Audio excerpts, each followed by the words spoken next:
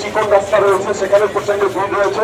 আমি স্বেচ্ছাসেবকদেরকে অনুরোধ করছি সেইখানে বরিশাল মহাশ্মশান ভক্তদের পদচারণায় কানায় কানায় ভরে উঠেছে। প্রতিটি মঠে আমরা লক্ষ্য করছি মোমবাতি আগরবাতি আলো জ্বলে উঠেছে।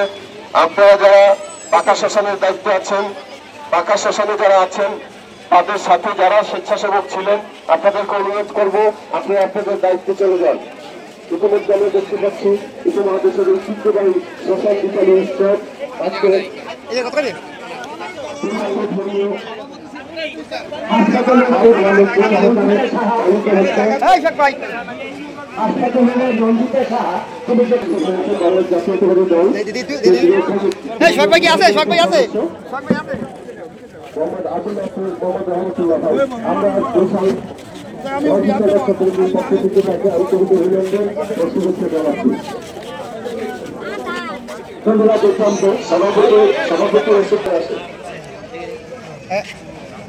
আমাদের শাসন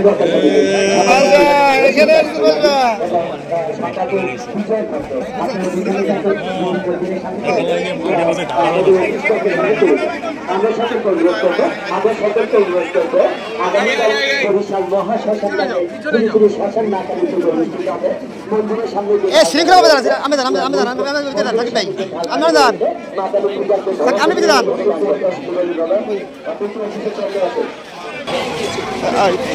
মন্দির হাসপাতালে তিনি সেখানে কত মন্দিরের সামনে চলে আসে।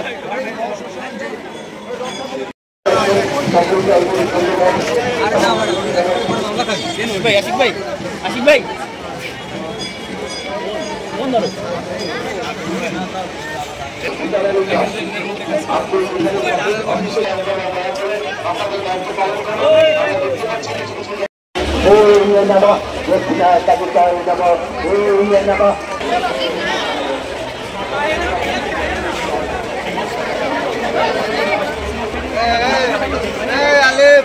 মা কালী পূজা অনুষ্ঠিত হবে।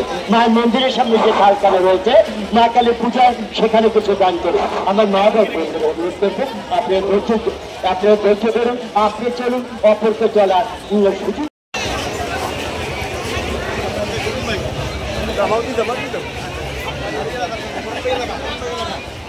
করুন ভাই